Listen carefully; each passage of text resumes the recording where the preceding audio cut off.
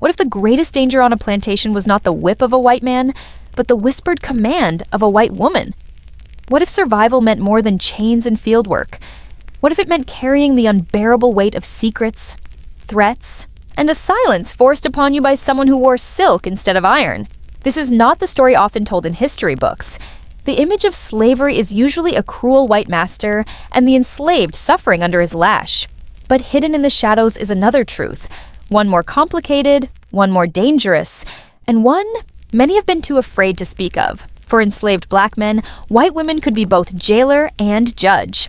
They held a terrifying kind of power, softened in public, sharpened in private. Their actions could ruin a life in a single whisper.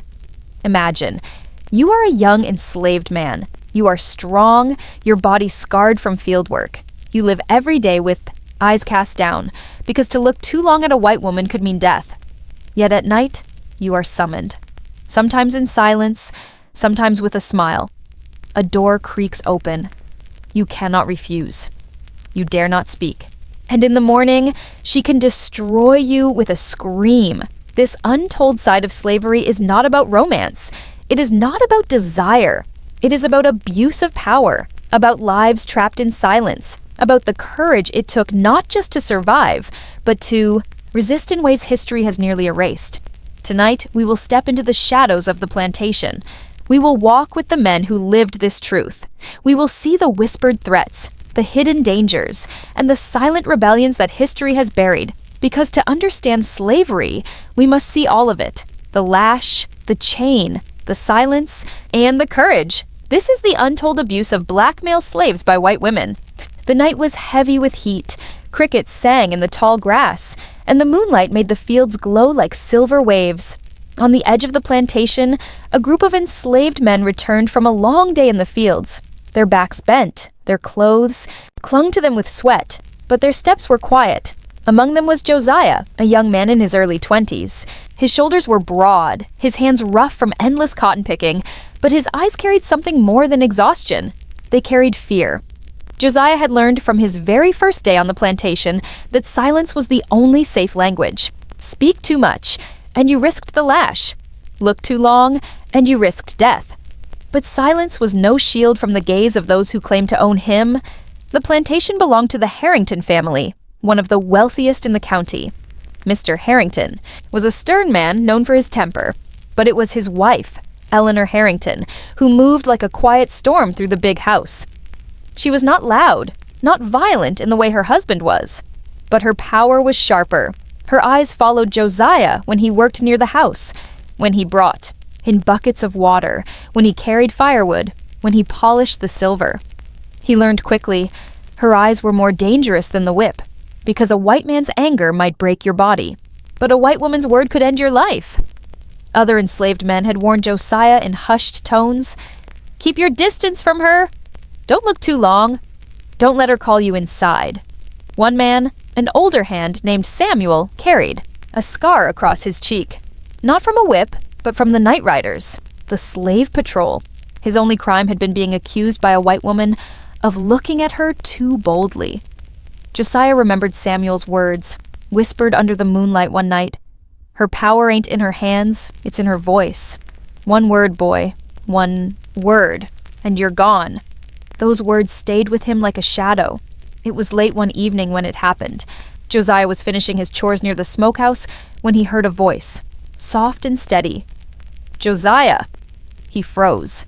His breath caught in his chest. Eleanor Harrington stood in the doorway of the big house. A lantern flickered in her hand, casting long shadows across her pale dress. "Come inside," she said. Josiah's mind raced. To refuse was impossible. To obey was dangerous. His feet moved before his heart could decide. Inside, the air smelled of lavender and candle wax. The house was silent except for the sound of the floorboards beneath his feet. Eleanor closed the door. Her eyes studied him, not as a man, but as something she controlled, something she could summon and dismiss. Josiah lowered his gaze. He prayed for the moment to end, but the silence stretched. Finally, she spoke. "You are strong, stronger than the others. I'll have you bring water to my room. Only you." It was not a request. It was an order wrapped in silk. From that night on, Josiah's fear deepened. He did as she asked. He carried the water. He polished the silver. He walked the thin line of obedience, knowing that at any moment her word could destroy him. He told no one, but others noticed. Samuel gave him a look one morning in the fields, a look that said, "I know."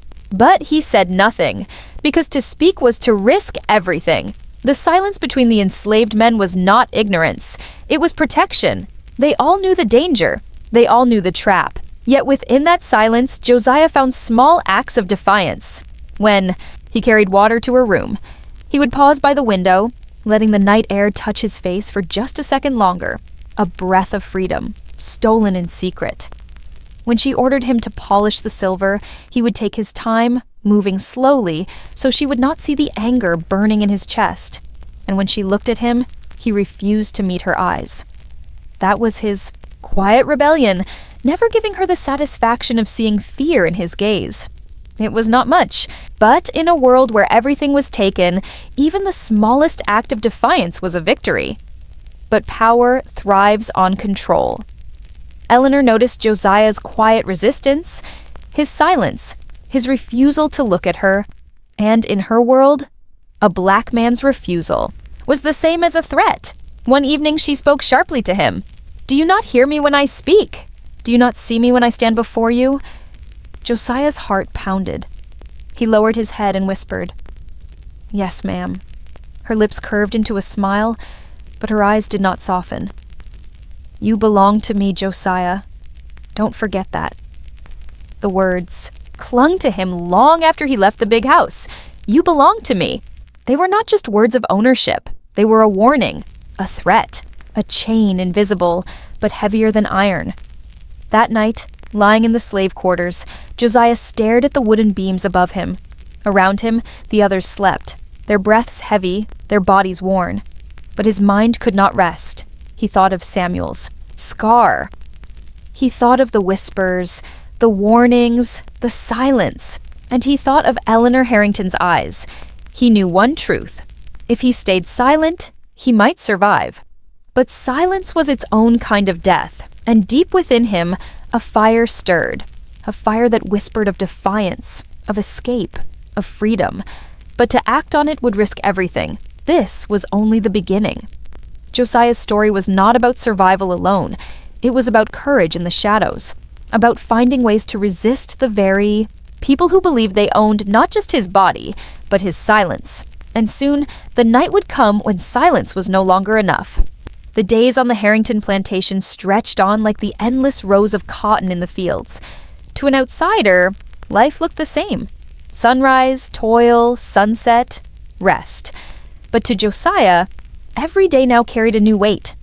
A weight he could not share, because once Eleanor Harrington's eyes found you, you were never free again. At night, in the quarters, the enslaved gathered around the small fire. They whispered stories, songs, and prayers. The flames danced, carrying fragments of hope in the smoke. Samuel sat across from Josiah, his scarred cheek catching the glow of the firelight. His voice was low, meant for Josiah alone. She called, "You again?" Josiah didn't answer. He didn't need to. The silence was enough. Samuel leaned closer. "Be careful. I seen it before.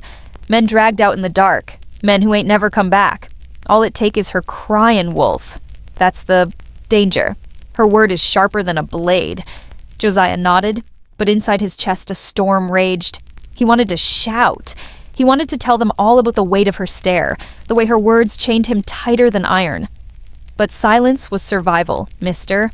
Harrington, the master, was too caught in his own pride to notice what unfolded beneath his roof. He trusted Eleanor to run the house while he ruled the fields. His wrath was quick, his temper brutal, but his eyes were blind to the games of power his wife played, and perhaps that blindness was what made her dangerous. In a world where her word was never questioned, she could twist truth into lies, lies into death. Josiah understood this all too well, but even in the shadow of fear, sparks of hope flickered. Josiah's heart found comfort in Ruth, a young woman who worked in the kitchens.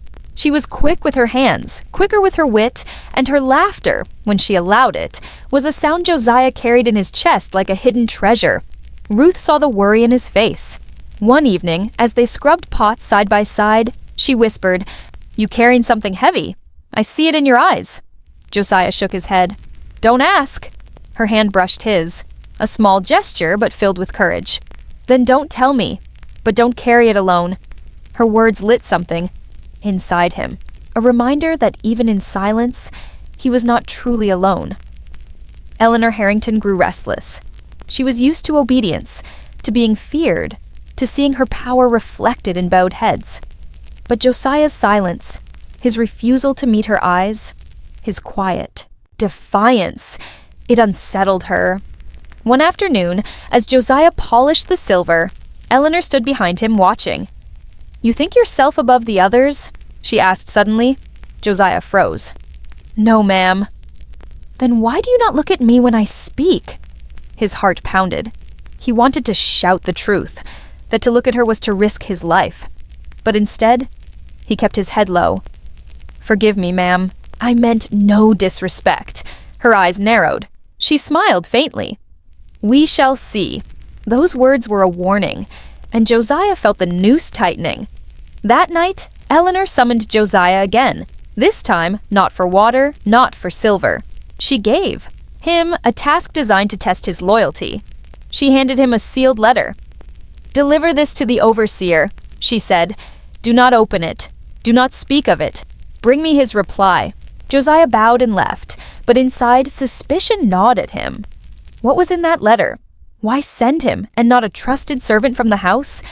As he walked through the dark toward the overseer's cabin, he felt the weight of the letter like a stone. In his hand, Samuel's words echoed in his head. "Her word is sharper than a blade." Was this a trap? Was she testing whether he would obey, or whether he would betray? The overseer, Mr. Collins, was a cruel man. His whip was feared, his smirk hated. When Josiah handed him the letter, Collins read it with a strange look in his eyes. Then he folded it and sneered. "You tell Mistress Eleanor I'll be seeing her in the morning." His tone was heavy with meaning. Josiah didn't want to know what kind. When he returned to the big house, Eleanor was waiting. She studied his face as he delivered the message. "And you opened it?" she asked suddenly. Josiah's blood ran cold. "No, ma'am. I did as you said." For a long moment, she stared at him. Then she smiled. A smile that did not reach her eyes. "Good. You may go." Josiah bowed and left, but inside, he knew. It had been a test, a trap disguised as trust, and for now, he had survived. Days later, Ruth found him by the well. Her voice was urgent, her eyes sharp. "She's watchin'. You closer. I hear the house girls talkin'. She says you think yourself above your place." "That's dangerous, Josiah." "Dangerous." He nodded, the fear heavy in his chest. Ruth leaned closer, her whisper fierce. "Don't let her break you. Don't let her take what's yours inside." Her words were fire. They reminded him of something the slave songs often carried, hope disguised as prayer. That night, Josiah made a choice. He could no longer survive by silence alone.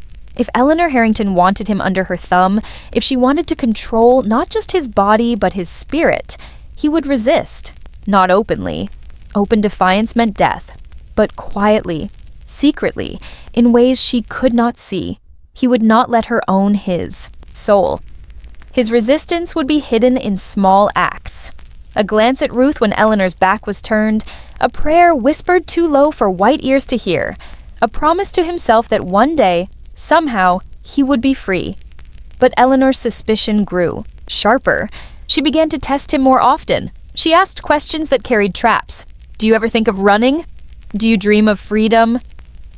Do you believe you are smarter than the others?" Each time Josiah answered carefully. Each word weighed, each silence chosen. He lived on the edge of a blade, knowing that one slip, one wrong word, could bring ruin. And Eleanor knew it too. She enjoyed it.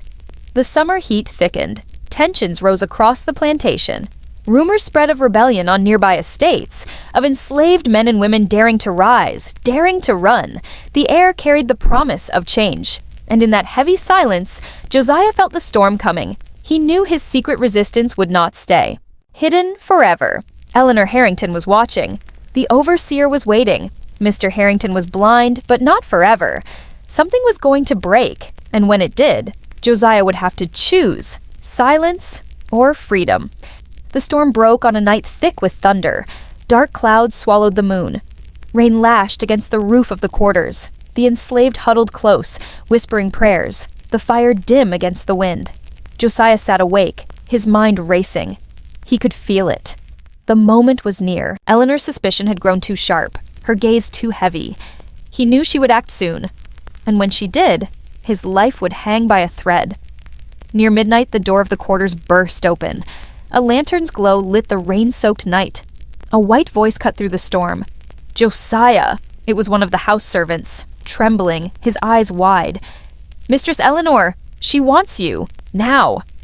Every pair of eyes in the quarters turned to him. The silence was heavy. Samuel shook his head slowly, his scar catching the firelight. Josiah stood. His chest tightened. He felt Ruth's hand brush his arm. Quick, fleeting, filled with silent fear. He stepped into the storm. The big house loomed like a shadow against the sky. Lanterns flickered in the windows. The rain beat against the walls, the thunder rumbling like drums of war. Josiah entered, dripping water onto the polished floor. The house was silent, except for the creak of the stairs. Eleanor Harrington stood at the top, her pale dress glowing in the lantern light. Her eyes fixed on him. "Come," she said. Her voice was calm, but underneath it, Josiah heard danger. She led him into a room at the back of the house. The curtains were drawn, the air heavy with perfume. A single candle flickered on the table. Eleanor closed the door. "You think me blind, Josiah?" she asked softly. He bowed his head. "I don't understand, ma'am." Her steps were slow, deliberate. She circled him like a hawk. "You think I don't see the way you resist?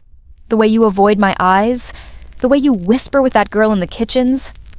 Josiah's heart pounded. She knew. Or at least, she suspected.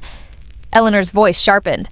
"I could end you tonight. One scream, one word, and you'd be gone by morning. You know that, don't you?" Josiah's fists clenched at his sides. He wanted to shout, to rage, to break free, but he kept his voice steady. "Yes, ma'am." She stepped closer, her eyes burning into his. "Then remember, you belong to me." In that moment, something shifted inside Josiah. All the silence he had carried, all the fear, all the weight of chains unseen. It cracked. He realized the truth. If he stayed silent, he would die slowly, piece by piece, until nothing was left of him. But if he resisted, if he found the courage to act, he might live. Even if only for one night, he would live as a man, not as a shadow. He lifted his eyes. For the first time, he met Eleanor Harrington's gaze directly. "No," he said. The word was soft, but in the silence of that room, it was thunder. Eleanor froze. Her face darkened with shock, then fury. "What did you say?" Josiah's voice was steady now, stronger than he thought possible. "I don't belong to you." For a heartbeat, the world held still. The candle flickered. The storm roared outside. Eleanor's lips parted, ready to scream. Josiah saw it. The danger, the trap, the noose tightening. But before she could speak, Josiah moved. Not with violence, not with rage, but with cunning. He dropped to his knees, bowing his head low, his voice urgent. "Forgive me, ma'am. The storm, it frightens me. I spoke out of turn. Please, forgive me." His words were a mask, his bow a shield. But his eyes, hidden from hers, burned with defiance. Eleanor hesitated. The scream died in her throat. Her pride warred with her suspicion. At last, she gave a cold, sharp laugh. "You are clever," she whispered. "Too clever." She turned away. "Go, but remember, your life hangs by my word." Josiah bowed again and left the room. His heart thundered louder than the storm. He had not escaped chains. He had not broken free from the plantation. But something inside him had shifted. For the first time, he had said no. For the first time, he had claimed something that could not be taken. His spirit, his defiance, his will. When he returned to the quarters, drenched and trembling, Ruth was waiting. Her eyes searched his face. "What happened?" she whispered. Josiah sat beside her, his hands shaking. "I told her no." Ruth's breath caught. For a moment, fear flickered in her eyes. Then she touched his hand, her grip firm. "You're still here," she said softly. "And that's a victory." Josiah knew the danger had not passed. Eleanor would watch him closer. The overseer would wait for a reason to strike. The storm of slavery still raged around him, but deep inside, a fire had been lit. A fire no storm could put out. Because he had chosen to resist, and in that choice, he had found a freedom greater than chains could hold. The storm passed, but its echoes remained. Morning came with a strange stillness. The sun broke through heavy clouds and the fields shimmered with rain. But in the quarters, whispers moved faster than the wind. Josiah stood up to her. "They say she called him in the storm." "He's still here, still breathing." The enslaved spoke carefully, in hushed tones, their words wrapped in fear. No one asked for details. They didn't need them. It was enough to know that something had shifted. Eleanor Harrington moved through the house with sharper steps. Her eyes searched Josiah more than ever. Her voice cut shorter. Her orders carried an edge, but she did not call for him again. Perhaps it was pride. Perhaps it was calculation. Perhaps she was waiting for the right moment. Josiah didn't know, but every glance from her was a reminder that danger still lingered. Mr. Collins, the overseer, began to watch Josiah as well. His eyes followed him in the fields, his whip cracked closer than before. One evening he muttered to another hand, loud enough for Josiah to hear, "Strong men like that. Always dangerous. Always need watching." The words were a warning. The noose of suspicion tightened around Josiah from both sides, but Josiah carried himself differently now. His back was straighter, his silence steadier, his spirit unbroken. Ruth saw it too. "You changed," she whispered one night by the well. Josiah shook his head. "I just said no." "That's more than most dare," she said softly. Her eyes shone with quiet pride. "One day we'll say no and walk away. Not just in here," she tapped her chest, "but out there." Her words planted a seed. The thought of escape, once a distant dream, now flickered brighter. In the quarters, Josiah's story spread like smoke. The men and women didn't speak it loud, but they carried it in glances, in nods, in the way they met his eyes with quiet respect. He had not led a rebellion. He had not broken chains. But he had done something powerful in its own right. He had defied the silence. And for the enslaved, even small acts of courage were sparks in the dark.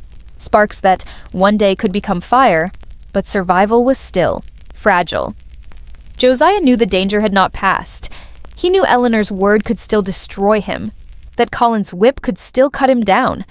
Every day he woke, he carried the same fear. Every night, he slept, knowing tomorrow was never promised. Yet, the fear no longer crushed him. It walked beside him, but it no longer ruled him, because he had found something stronger. His will. One evening, Samuel approached him by the fire. The old man studied him with heavy eyes. "You're still here," Samuel said simply. Josiah nodded. Samuel's voice was low, almost a whisper. "That's victory enough. Sometimes living, just living, is the bravest thing we can do." Josiah let the words sink in. He knew Samuel was right. Every day of survival was defiance. Every breath was resistance. And though the world around them was built on chains and silence, Josiah now carried a truth that could not be broken. He did not belong to them, not in his heart, not in his spirit, and that truth would live on, quiet, powerful, unyielding. Josiah's story is not written in history books. His name may never appear in records, his defiance never carved in stone, but his struggle was not unique. For countless enslaved black men, the greatest danger did not always come from the lash of the master. It came from the whispers of white women whose power rested in silence, in accusation, in the terrifying weight of a single word. History has too often painted white women of the slave-holding South as fragile, innocent, or powerless. But the truth is more complicated. Many wielded their power with cruelty, hidden behind the mask of gentleness. And for enslaved men, this meant living in constant fear, trapped not just by chains, but by silence. Yet even in that silence there was courage. courage in surviving another day, courage in whispering hope to one another in the dark, courage in saying no, even when the world was waiting to crush that word before it left their lips. Josiah's resistance was not loud. It did not topple the Harringtons' house or break open the plantation gates. But it mattered, because resistance is not only an escape or rebellion. It is in holding on to the one thing no master, no mistress, no overseer could ever truly own: the human spirit. And that is why we tell these stories, not to linger on cruelty, but to honor resilience, to remember the men and women who carried freedom first in their hearts long before they could carry it in their hands. The fields may forget, the masters may vanish, but the courage of those who dared to resist, even in silence, will echo forever.